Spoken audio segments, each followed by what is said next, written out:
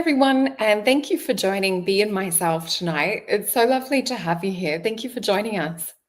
Thank you for having me.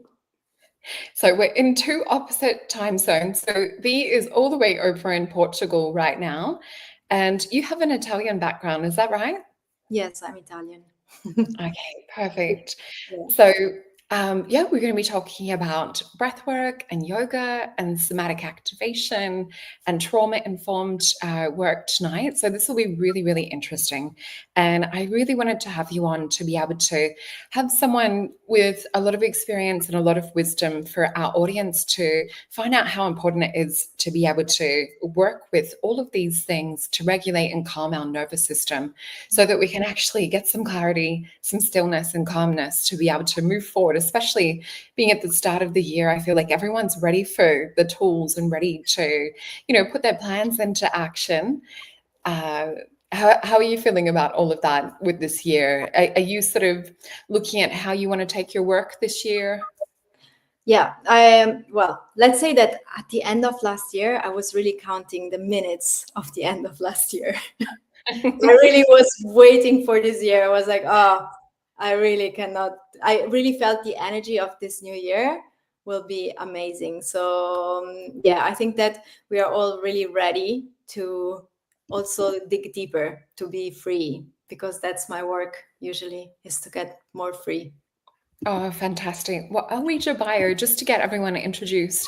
So, I might not be able to pronounce your name right, as I said, with my accent, but I'll try my best. So, Birgit, yoga and somatic activation, trauma-informed teacher, author, yoga teacher trainer with over 250 hours, Yin Yoga over 100 hours, and breathwork 60 hours. So you really know your stuff when it comes to study. The teacher trainings that I do. Oh, that's how long you do for the teacher trainings. Okay. Teacher trainings, yeah, that I do. Yeah. So if anyone, if you guys are over that side of the world or you want to travel, you are able to actually learn how to do this work too. And also we were introduced from our mutual friend, the beautiful Carrie Ann, who I've had on my show a few times too. So thank you to Carrie Ann. And yeah, so I'll just read out your little bio. So you're a yoga and somatic activation trauma-informed teacher, author, yoga teacher, and you also love organizing retreats, which you're about to have one in the Maldives in a couple of days, seminars, workshops to deep dive and bring lasting transformation to people. Only those who are crazy enough to think they can change the world actually do, is your beautiful Albert Einstein quote you also have on there. And your mission is to help people to become a calmer, more joyful, wise, compassionate version of themselves. So you enjoy guiding people in getting to know their inner demons and providing them with the tools in order to release them. So you also love yoga, movement as medicine, and nature, the ocean, specifically surfing. And I will bring up this, let me just pop your little page up because there's some cool yeah, so we've got your website here. This is where I was reading your bio. And then you can also see some beautiful shots. Is this you on the water? It's me in Sri Lanka last year. Oh, amazing. Wow. And it just looks so freeing, that feeling. I haven't surfed before myself. But yeah, you guys will find all of the information for Bee over on here. And I just want to start by asking you the first question. And you guys, if you've got questions in the audience, please pop it in all caps so that we can find it a lot easier. So how does regulating your nervous system with breath work impact our ability to be able to manifest? Because we are kind of manifestation focused on the Soul Alchemy Potions channel too. Well, I believe what I have learned in the years and seeing my students, there is two things that I can do. For sure, breath work can be two different things. So some people see it more like pranayama, so just breathing exercises, and they're amazing for your nervous system. So it regulates the hemispheres, it regulates like your parasympathetic and sympathetic nervous system. Now you can talk about it because everybody knows about it now almost. So you can say sympathetic, parasympathetic, it's all like, when I was teaching it like 15 years ago, nobody knew about it. So it regulates a lot. And it really helps you to calm down, no? As you were saying. And when you calm down, you see also clearer, and you purify your mind. And we are always manifesting. That's the thing. We are constantly manifesting, but it's just to be more clear what you want, your boundaries, what you need. And okay, I'm also a Buddhist teacher, so Yeah. I also believe in karma. And so for me, yes, you kind of like can manifest, but then there is also your karma. So there are some things that you still have to go through in a way. So this is the Buddhist teachings. From the Buddhist teachings, you still have to go and burn your karma. I remember that one of the monks, I used to live a lot in monasteries, and one of the monks always says when something bad would happen that I would see as bad, he would say, "Oh, you're so lucky. You're just burning karma anyways." So, so that Oh, is one side. And then there is the breath work that is now used. Uh, it's a little bit different. It's a practice it's working more with going into, how do you say, in hyperventilation. And that actually helps you to remove very old wounds in your body, the emotions, the emotional baggage in your body. And that really helps to remove deeply, because sometimes, even here with manifestation, we manifest, but most of the times, if we have wounds and traumas, we react from them. But if we manage to actually learn what they are or work with them and then let them out, then our manifestation, our karma changes. And yeah. so it becomes more clearer. And it's interesting what you were talking about, like with the hyperventilating. We see children do that naturally when they're so worked up and they go into that toddler kind of, breathing, hyperventilating stage. Are they trying to regulate or detox some of those heavier emotions? Is their body just doing it organically? Probably, yes. It's like animals also do that. Yeah. Animals, you see them like yeah, probably children, because they know so much, around a lot with children. Um, I noticed that they do, and they know what to eat, they know how to breathe, so they probably do it because of that. And animals always do that. Yeah. Animals, like, you see them when they have a stress, because with hyperventilation, sometimes you start to shake because you're taking out like the emotion that is stuck in your body. That's also with somatic activated healing. You do that. And animals, you see them, dogs, when they go into a stress, they start to shake and they get the stress out, and then they're fine. Yeah. Time, of course. And I think it's important what you mentioned, talking about the karma side of things. I wasn't going to go down that way, but I was actually synchronistically 2 days ago researching that. So I was looking into, there was a palmist, actually, palmistry reader, and he talks about feng shui and talks about numerology and talks about, our karma and astrology and everything. And he was talking about, I can't remember the exact name of it, but it was like past life energy. He called it yin something. And he talked about like balancing that out in this lifetime.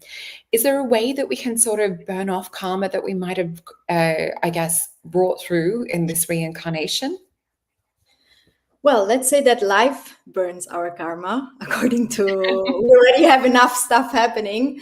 Yeah. The thing is, in Buddhism, for example, you burn karma all the time. The thing is, we have to try to not recreate new karma. So you're kind of like burning karma from this incarnation and from past incarnations, or in somatic, can be traumas, like from this incarnation. Like there are two different types of trauma. So it's this incarnation, and then there's the ancestral. Sorry for my English. Sometimes it's hard with Great. an ancestral karma, that is traumas, that is also the one from past life, the ones that we don't know. Like sometimes we feel something, but we don't know why we have that pain. And sometimes we know it was my mother that punched me when I was 2 years old, like some things we know, some things we don't know. So our living is burning karma, our living here, being in the human body. That's why it's so important to be here. It's so important. And being like as we were talking, no, being centered, knowing that we're doing the work, and at the same time making a vow. That's my Buddhist part, making a vow to help all humanity to go out of suffering. So yeah. Yeah. Oh, I love that, Val. And it's nice, to really think of the effects outside of just our own personal incarnation and exactly, what we want just for ourselves. It's very beautiful. So what would a session look like with you? I know you were saying before backstage that you work online with your clients and you've just come from a session. What would a typical session look like for you? They're so different. They're really different. It depends. Sometimes it's a lot of talking. Sometimes it's somatic. Sometimes they ask me like to do both. Sometimes there is breath work involved, because with breath work, you usually at least have to work half an hour just with the breath work.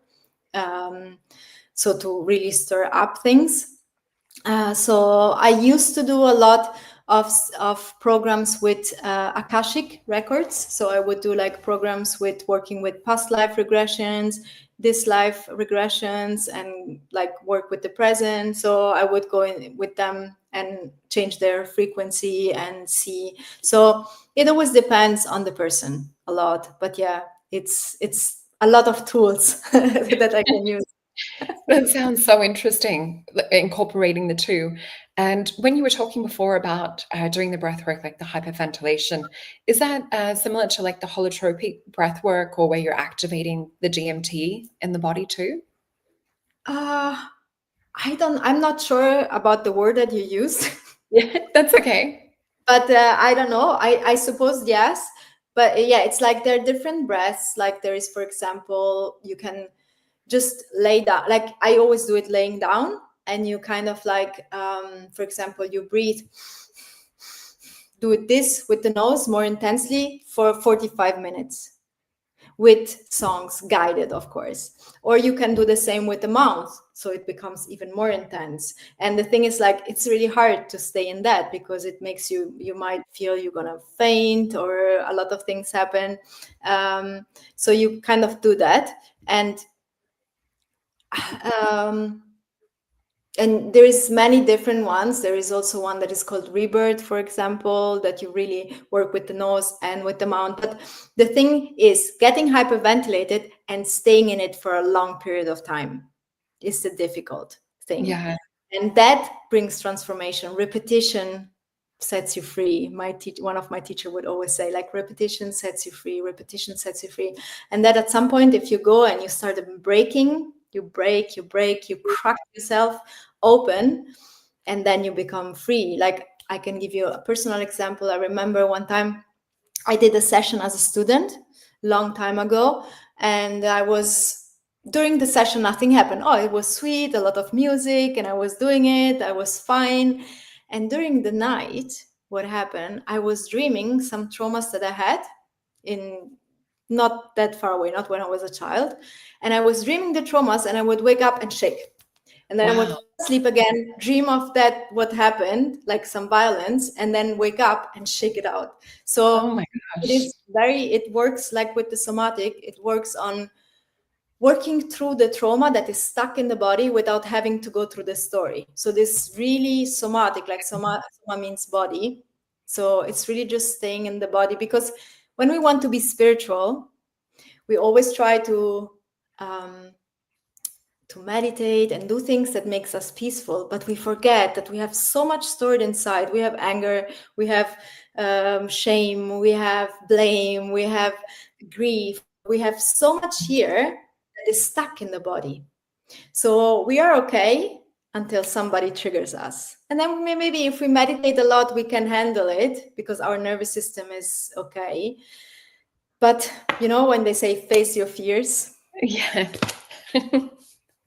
And you can't really escape it, if you're working with the body. I had my first somatic therapy session last year, and it really made me realize I don't think I'd ever truly lived from my body. I've always sort of lived up here.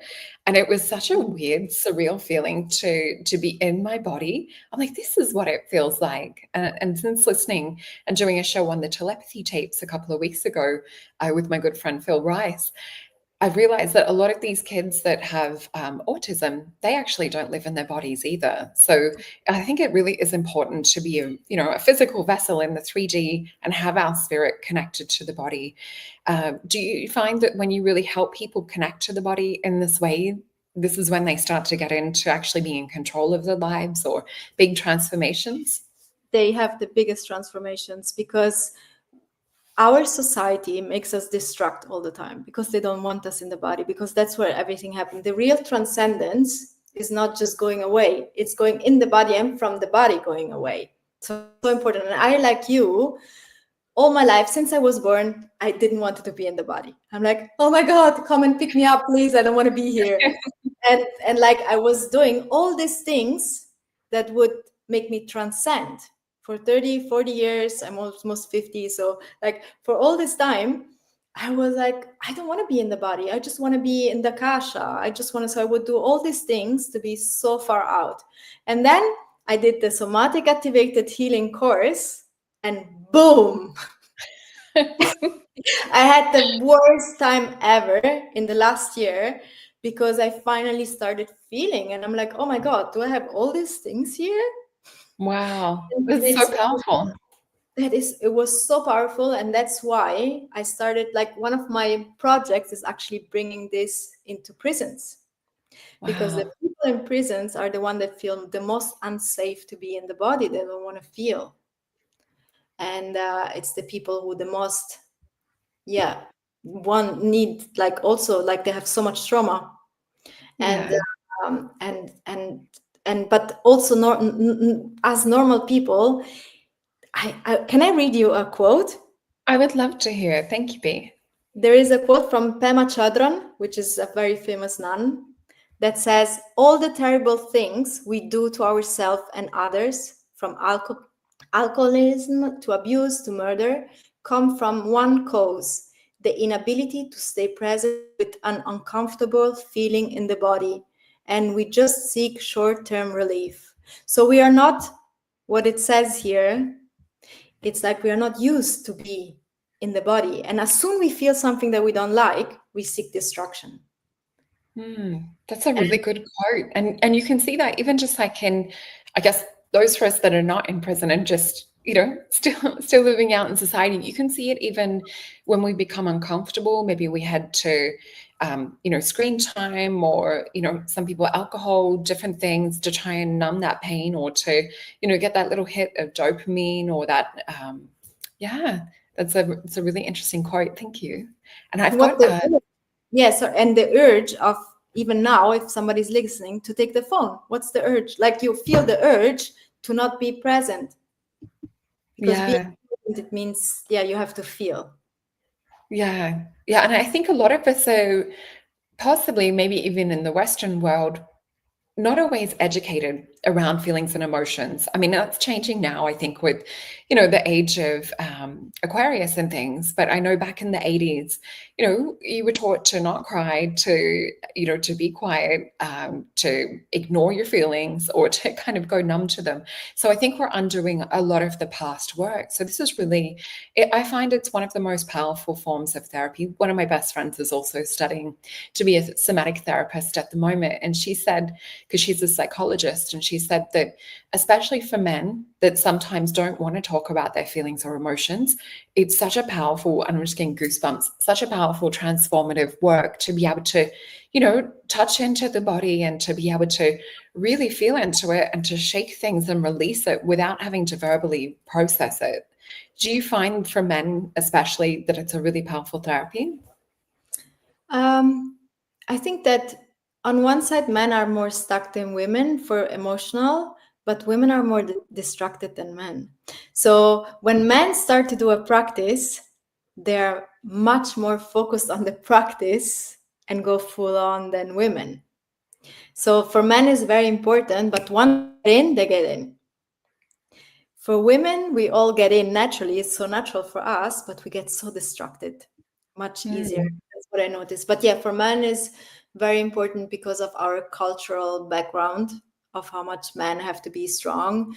But also, yeah, I remember the children, and even now, sometimes you hear a child is angry, go to the room. So you're Yeah. bad, you're angry. So this myth of normality, that is not normal. We have this normality is really abnormal. Like the session that I was just doing, we were talking about, what if you always try to be a good person, but what if you're not? Just say, just go away. Like we think we have to be like nice, but we don't have. So even as women, it's important because we are more emotional, but we also need to Yeah. boundaries and to feel in a different way. It's a different way of feeling. We have to learn to feel without putting a story attaching and being just Yeah. in the body. And it's interesting because sometimes I think, especially for women that are in that people pleasing, we do attract or we feel externally that that's where we're getting our value or self-worth or love is just from doing exchange or, jobs for other people or tasks or, giving them support. Does somatic therapy and the yoga and breath work, do you feel that it really helps them to get that from within rather than seek that externally? In theory, yes, but it depends where it comes from. Because if it comes from a deep wound or a little girl that was in, Oh, we're just having the internet buffer a little bit at the moment, B. Sorry, your I answer was just cut saying, out. yeah, like it depends. Like it's in theory, yes, but in reality, you can do as much yoga as you want, but if you don't face that your little girl was not seen, um, and so every time that somebody doesn't see you, that little girl comes up and says, "Yeah, you have to see me." If you don't do that work, if you don't work with forgiving the person that didn't see you, if you don't get angry with the person that maybe is not here anymore because maybe it's your parent, you have to get angry with them. You have to take that anger out so that you don't get triggered anymore. So yes, it essentially somatic, it works with it. Breathwork, it works with it. Yoga in theory also, but you have to do the work. Yeah. Everything works if you do the work. And I can imagine with this as well, for some reason, I'm just getting, I've already had my kids, but I was just thinking about the importance of having this kind of knowledge before going into labor and birthing, or even just connection with self and the body.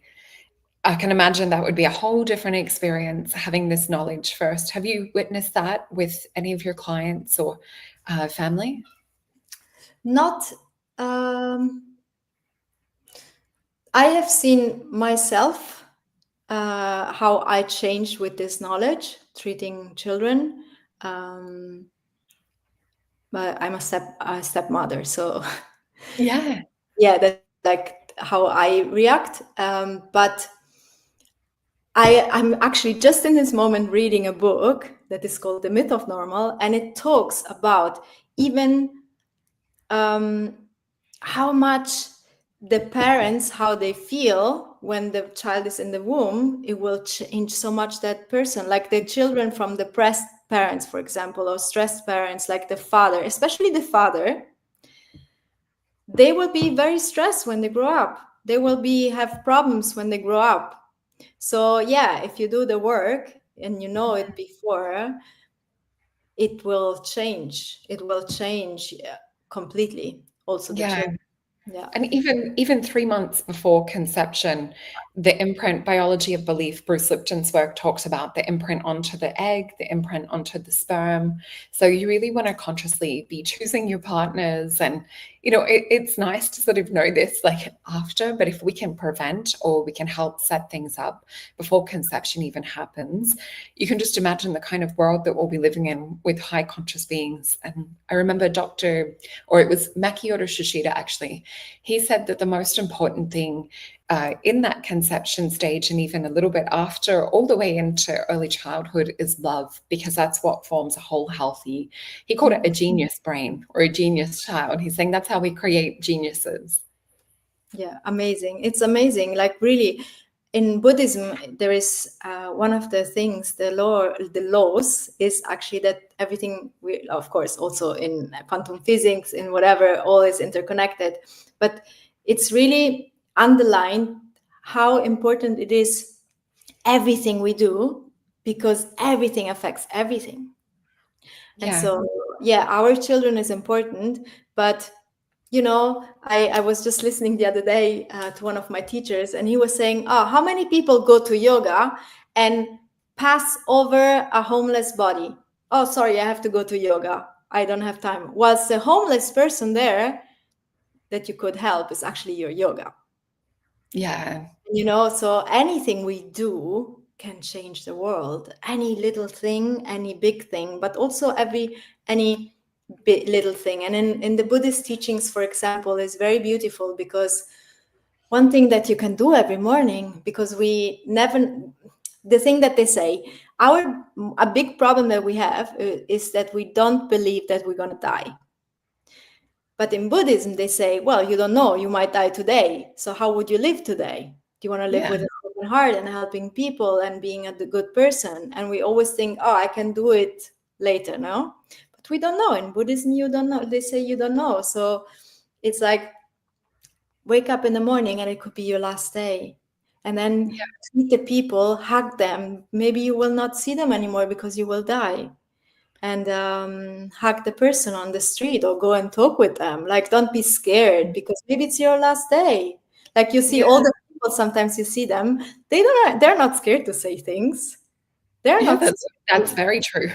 They're I've not I've scared. witnessed that with my grandfather when he was getting elderly. It was actually quite funny. But yeah, that's a whole different perspective, and there's a different confidence, I guess, that would also come with that. Yeah, it's very interesting. There's a lot to reflect on with that. I want to make sure that we get to a few questions, Yeah, but just so, before we do, I want to pop up. We have this is a new bundle. So we've bundled all 6 of the Soul Alchemy potions together for you guys with a 20% discount as well. So this has been popular over the last couple of days. And we also have coming up, when you purchase a potion or a manifestation potion to work with, we also have a free invitation to the Soul Family Manifestation Masterclass. So this is going to be on the new moon, which will be the 29th or the 28th if you're in the Southern Hemisphere or the Northern Hemisphere. So we're going to be focusing on new moon, Phoenix energy, renewal, revision, and reinvesting in yourself. And I just thought, with talking to you, B, this is such a perfect introduction, getting us all ready to go into this little manifestation container. So we're going to be talking further in this private group. We're going to be talking about emotions. We're going to be talking about the frequency and hertz of emotions and how we can switch from one base level, lower vibrational emotion, and how we can pull ourselves out through getting into a higher one. So yeah, I can't wait to join you guys. I know there's people that have already signed up and have said they're coming. So I look forward to seeing you guys there. And I also wanted to mention, B has this coloring book too. So 5 minutes to free your mind, adult coloring book. This helps you to release stress. I've actually experienced doing the coloring ins, and it just taps you in and zones you in, and really it's such a great way to connect like with your creativity. What was it that spurred you to create this book? Well, I wrote many books and I love creating. And sometimes I just like sit there and I say, oh, what can I do today too, in case I die? So that was one of that moments. And I was with my stepdaughter and I was like, she likes coloring and she always says, oh, my mom likes coloring. And then one day I just sat there before Christmas and I'm like, you know what? I will put it together. I will make a lot of nice questions for every, because while you color, you can reflect on the question for that mandala. And then as I was saying before, I created some playlists that are transformative music. So you can have like a whole journey every time you color one mandala. So yeah, that was the purpose. And I can see you've got quotes and contemplative questions Yeah, in yeah, here. what It I was sounds, saying. yeah, it definitely sounds much more than just the coloring book, like Yeah, with yeah. the music playlists and things. And I've also popped the link into the chat so everyone will be able to hopefully copy and paste the link.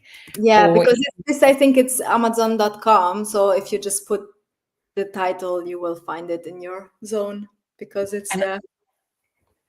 Yeah, and even if they type your name in, I guess it would come up that way as Yeah, well. probably. And I've Yeah. just we've got the link to your website too. So if you guys want to come and find out more about Beeswork, please make sure to head on over and check out. There's a list of all different things that you teach and that you do. What would be your favorite thing that you work with? Well, I like the somatic. Before, I was always the more meditative person because I come from 30 years of meditation and monasteries.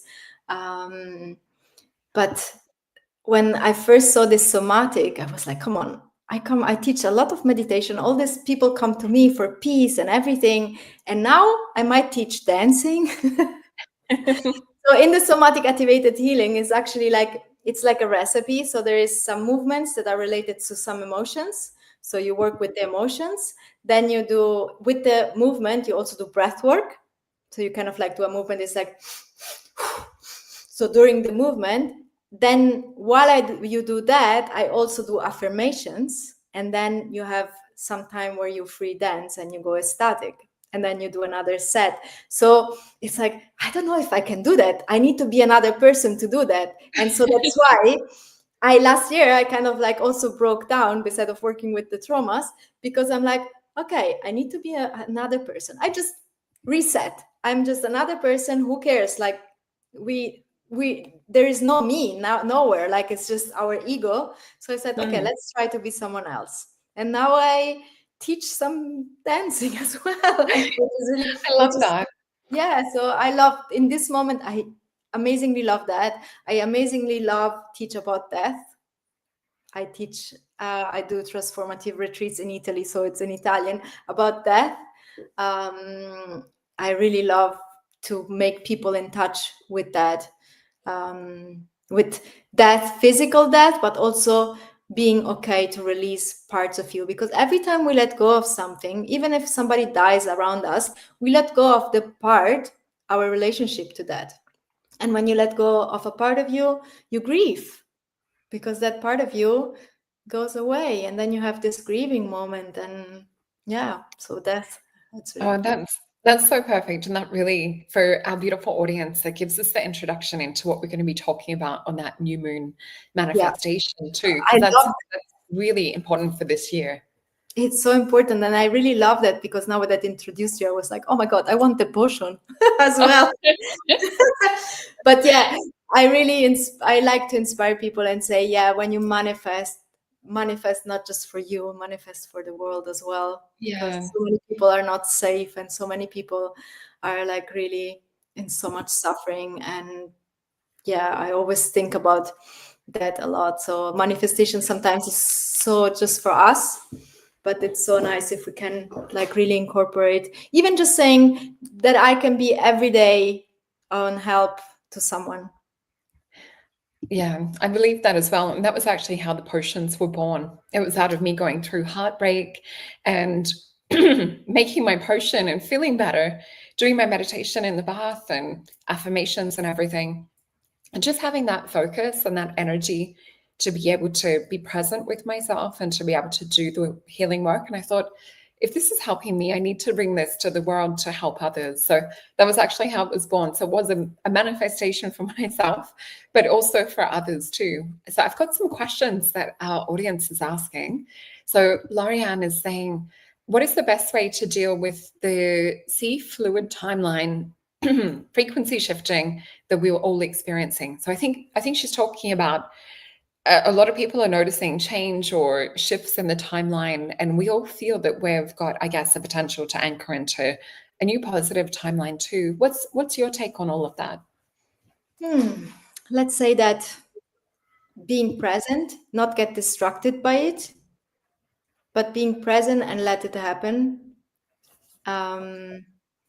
Because sometimes we use that and we get again taken away from now, from being here. And as I was saying, the ascension starts from the body. So we have first to be grounded. So this was my experience and what I saw many teachers actually teach. Like I come as well from Advaita Vedanta. I come from many teachers from the East, and they all speak, come back to the body, come back to the body, and then let go. So we have to start to be present, because if we are just up here, we miss all this, and then we have to come back. That So makes sense. yeah, but this is it's not the truth. This is my experience I can give, of course, and what I have learned in all those years. So yeah, be present, and I don't know, to deal with it. Be present and don't be scared to be with the unpleasant. That's good advice. And I think it's also, if we're present and we're in the body, we're coming back to that 0 point where we can actually allow for, other things to manifest, or for timelines to either move through us and to let go and release some of the negative ones. And, to be able to, I guess, even sit in gratitude and open up to the potential of beautiful things coming through. Yeah. So that was a great question. Thank you for that, Lorianne. We also have Christians asking, do you have any specific breathing techniques to access the Akashic records? No, the breathing techniques, I don't use them to access the Akashic records. I did some trainings for that, and as I said, all my life I was up there. So I tried, and the real ascension happened when I fall in here. So there is some trainings to access the Akashic records, that they teach you how to access them. For sure, if you use breath work in general, you become more, you understand more subtle energy, which is another thing that really helped. Meditation and breath work helped me a lot. But I was doing for years 6-7 hours of meditation a day, and I used to work a lot with that. I used to work as well with some FBI techniques, because we don't know, but I use these things a lot for doing remote viewing, all these kind of things. So I think that all this work, this breath work, helps you to become more aware of the subtlety. And so you become more aware from the Akashic, but you have to be present. Don't lose that sense. Yeah, I think that's important. And I think it's interesting because if we look just as the reflection in the 3D world now, and everything that's being bombarded through screens or distraction, or, our nervous systems is like just unregulated and hyper vigilant in terms of, being aware of trauma, being aware of danger, or so many, I guess, threats, if we're looking at it from a survival point of view, just coming back to the body and I guess reminding ourselves even that we're safe. I can imagine that would be hugely transformative in order to, even be safe and still to open up to, whether it's Akashic records or, opening up to your own potential. From a Buddhist point of view, can you maybe have a look into what Lorianne's written here? Since the time, Yeah, I was looking at it. I was just thinking, if you could maybe give us your take from a Buddhist point of view, that'd be interesting. Look, there is no specific answer to that, but what came instinctively to say to this was, in the Buddhist tradition, like in every tradition, they always expect a Buddha. And the new Buddha that has to come, they say in the scripture, is not a Buddha, it's community. And in the Bhagavad Gita, for example, in yoga, they say this is the era of action. So past karma is fixed, as I was saying. It's much faster because so much is happening. Come on, our parents were not going through all this, what we are going through. Come on, there's so much emotion, so much happening. And every time we experience something in our lives, we are erasing karma. We are fixed. I don't really like that word, but yeah, like we are erasing, we're living. We are living. And as I said, the important thing is, it's like, try to stay present and not create, according to Buddhism, new karma, and try to take action every day. Make sure that your action have an intention of being a better person. But better person doesn't mean to be a good person. I heard that just recently. Do you want to explain the difference between what you just said, between a better or a good person? Bad person means that your action don't harm, and you don't create new karma. And the good person is our little girl that, to be accepted, makes acts all her day long, or boy, of course, sorry, there's also boys, they do that. Our little child that acts all day trying to please everyone and to be a good person, so they've been seen and they feel enough, and that's a good girl, good boy. But it's very different than giving, being a giving person, being a lovable person, hugging instead of blaming. And that's the power. That's the power of creating good karma. There is a beautiful book between a dialogue between Desmond Tutu and the Dalai Lama that's called the Book of Joy. There is also a documentary, and they say like the real happiness comes from giving to others, like from being with others. So I think that the more we focus on community, the more we focus on the we, and we go out of the I, and the more we kind of like let go of that personal karma. We are not personal anymore. Yeah, I love that. And that's a big part of why I wanted to create the Soul Alchemy Potions community and, create our little new moon manifestation groups. It's just to be able to see each other on Zoom, like face to face, our little video chat group. It really doesn't, it helps you to not feel alone. I was reminded of this yesterday walking through the forest. My friend and I went on a forest walk, and we were, talking about forest bathing and the energy, being able to clear and cleanse. But it was just so nice to interact with, one of my good friends in person instead of like through a screen, because I think, convenience wise, a lot of catching up and a lot of, I guess, our communication is done via text, and it's so nice to have that one-on-one personal. And tonight I'm actually going to a somatic yoga therapy session at one of my best friend's places. She's actually hosting, and another friend's coming in to teach. So it was unbelievable, the synchronicity and the universe shouting at me, find out more about somatic and share it with your soul group, because I think that's the journey that we're on here. Yeah, and somatic is important, and connection. Sorry, I just say that because connection is so important. Don't text, call, be with the people, because for example, in America, there is an well, in all the world, there's pandemic of loneliness. People are Very lonely. true. Most of the people die alone. Yeah, it's very sad, and something that we can change. Yeah, absolutely. We can change it every day. And these are the beautiful things. Like when we're talking about how to erase karma, it's like to change from the I to the we, and be there. So, and I love the groups, and I love that. And somatic like really helps you to remove from the body, because the mind, it's so hard, but we have it also stored in the body. And if you want to manifest pure things, not with all the wounds that we have, that my ego wants to have pleasant things and all this kind of things, we really we have to work with it. And all the work that you are doing, it's really important. And be with the people that in the Buddhist tradition, in the Buddhist books, they say, be with the people that bring out the best version of you.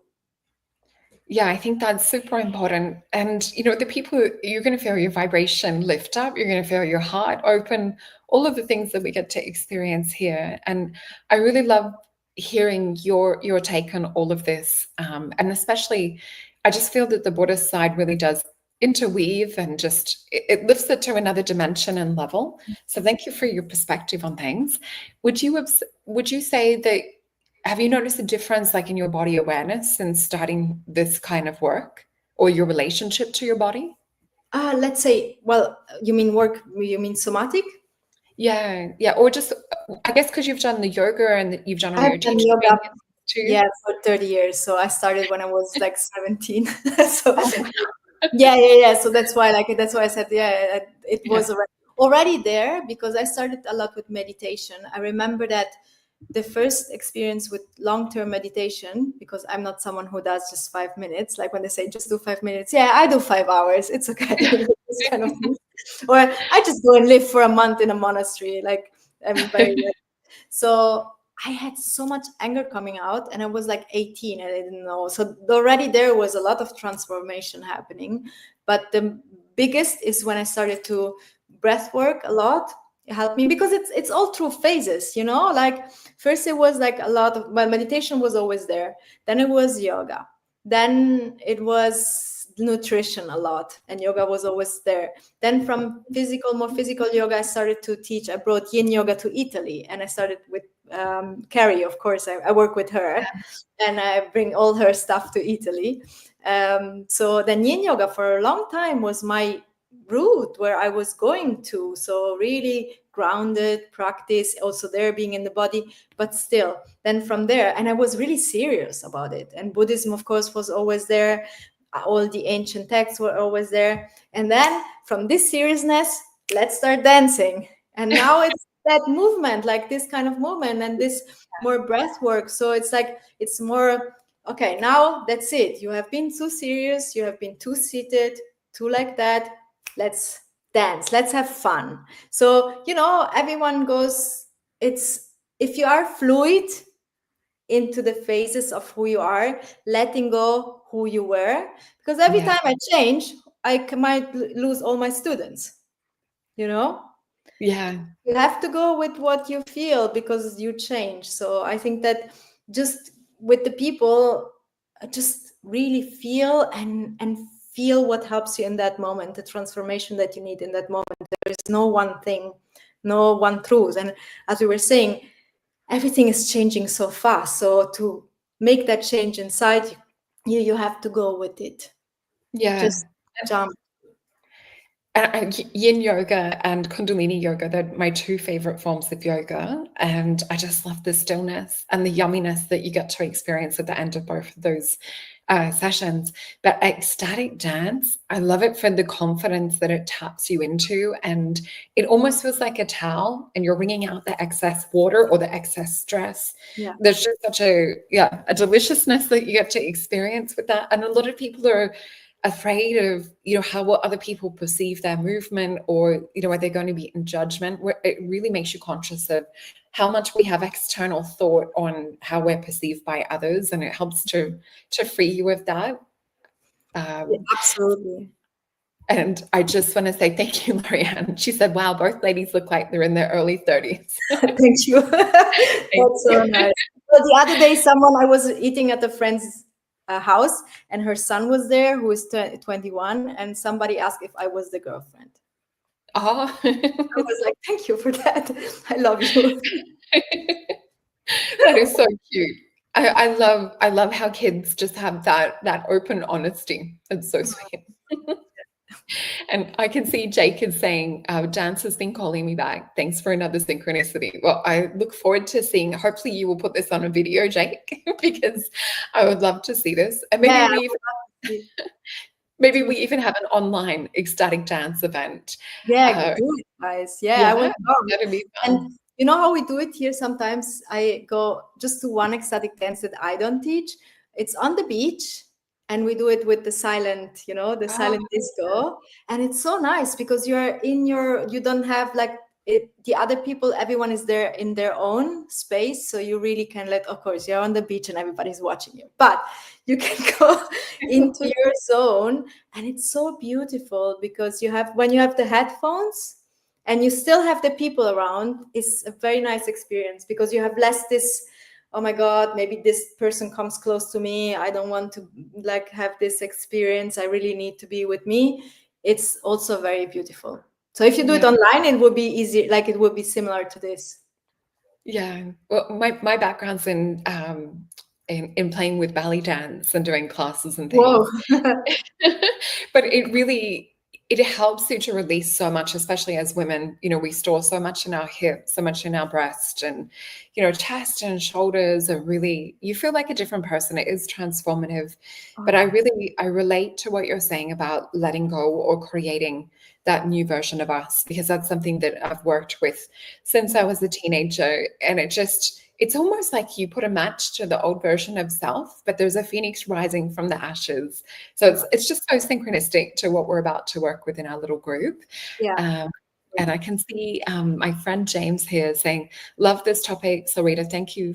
Beautiful ways, simplicity of heart-to-heart awareness in the answer and my freedom. I love that. Thank you for that beautiful comment. And I can see here Lisa is saying, "Oh my gosh, I love that idea, but I have a hard time letting go or relaxing and letting go." Um, yeah. Is there any tips? I know I've done tapping and different things to help shift through, but I think sometimes it's just jumping in the deep end of the swimming pool and popping yourself out there. What's worked for you, B, in terms of helping to let go? It's every time, every phase of my life has been different. For sure, now, if I feel bad, which I would have never done before, I would have put a really strong song and just dance or scream. The first time I had to scream for my somatic course, I couldn't. I had to go to my niece and nephew and say, "Oh, let's make a game who screams the most," because I couldn't scream because I was that good girl, you know? Yeah. Screaming, there are trigger words like saying no, saying I'm sorry, like keeping saying, you know, this helps you to let go and let go the nervous system. But of course, breath work, pranayama, walk in nature, come surfing with me. That sounds incredible.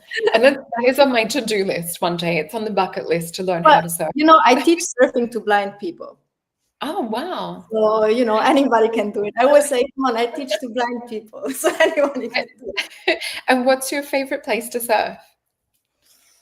I like Australia, I have to Yeah. say. I like Australia. uh, there is no favorite place. I really enjoy. I enjoy friends.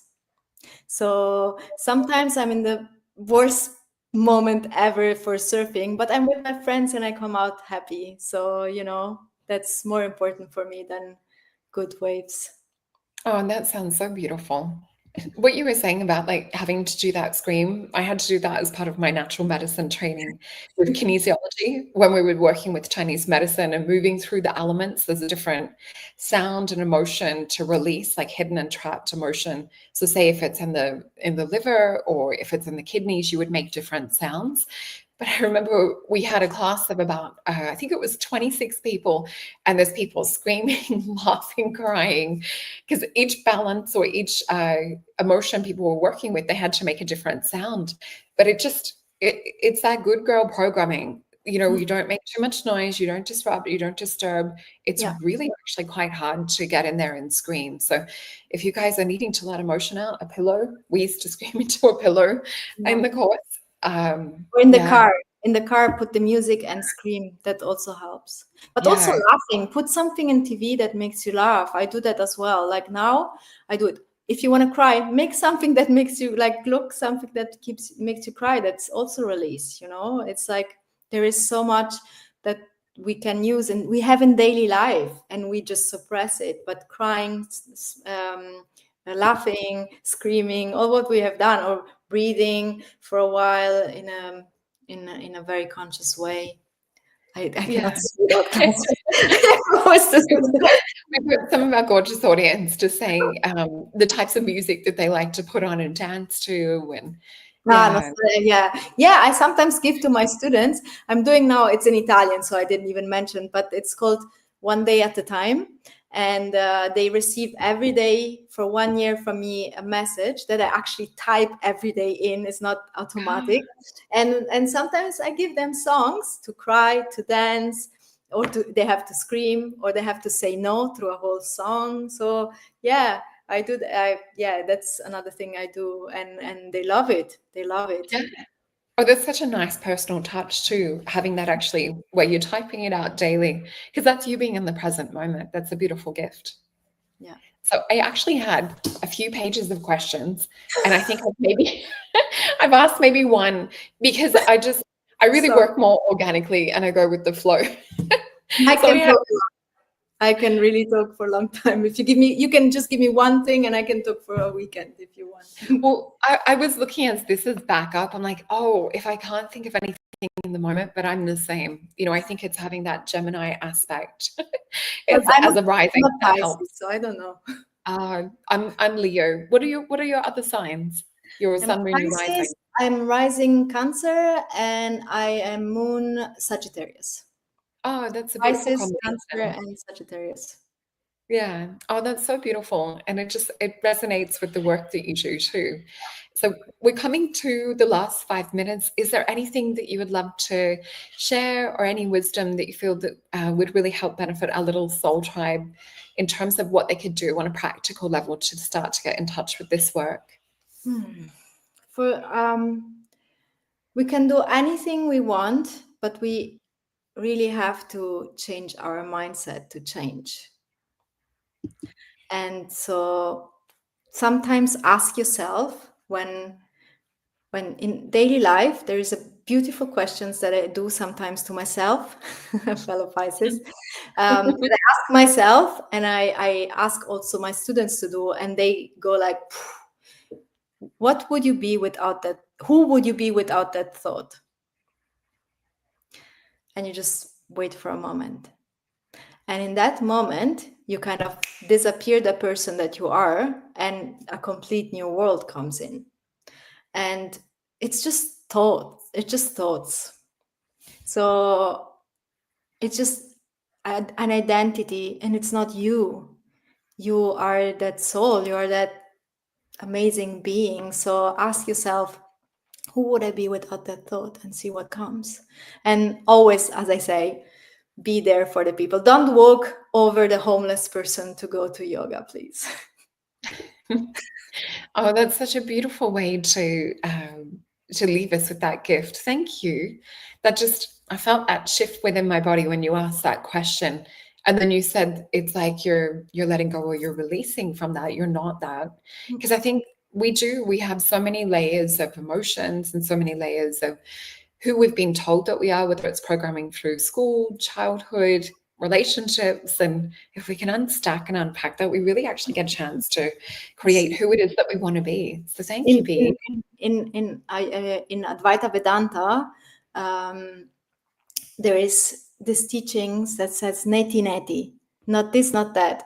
So you can say to yourself, I'm not this, I'm not this angry person, I'm not this person who is doing this, I'm not my hair, I'm not this, and you go on and on until there is nothing anymore. So yeah, Ramana Maharishi, he was from Advaita Vedanta, he is the one who spoke about this neti neti. So yeah, because you're not nothing that you actually see and you think, it's actually you. Yeah. Yeah. I guess it's like that hologram, isn't it? It's beautifully put the way that you've described it. So I'm going to pop up your page so that people can jump on over and go and check The out your English work. part is not, I did the English part. So like my website, I just redid it myself. So it's really, I'm not technological. So there is because that's the English side. And then there is The facts. the Italian It's is a little bit better, but And you can also follow me on Instagram too. So yeah. her website will take you to follow her on many different places. And we also have your book as well. So if people want to go and type this heading into Amazon, you'll find the coloring book, which also has the music playlist and different quotes and things for you guys to nourish your soul with. And just remembering that we have the 6-pack of potions. And if you guys did want to order before Valentine's Day, and especially if you are in the Northern Hemisphere, you're cutting it fine postage wise. But I would say, yeah, this week would probably be a good week to order if you did want to receive it before Valentine's Day. And please make sure to, if you haven't received the email from your potion, send me a little message if you've bought a potion and I can send you the link. But I think most people have received that so far. It would just be if there's in spam folders and things. But yeah, thank you so much for joining us. This has been such a wonderful chat, and I've really, really enjoyed it feels really nourishing if I was to choose a word for the conversation today.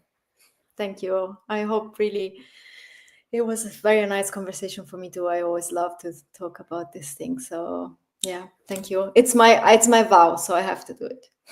Well, thank you so much. And our audience also, I'm sure they've enjoyed this conversation. I've seen throughout the comments today, a lot of people really enjoying. I cannot read all the time if I don't have my glasses. Oh, thank you, Lisa and Tim and Lorianne, Emma, and a lot of our gorgeous soul tribe that's joined us here today. Well, you enjoy your retreat. I hope you have an amazing time away in the Maldives. I will. Thank you so All much. right. And you guys enjoy I will be actually on a plane while you were doing the manifestation, but if not, I would have come so much. I will come to the next, because you do every new moon, no? Yeah, we're going to start this year doing every new moon. Perfect. Yeah, that would be lovely. We would love to have you. Well, Yeah, you take care, and I would love to chat to you again at some point too. Thank you, Bea. so much. Bye. Bye, Ciao. everyone. Ciao.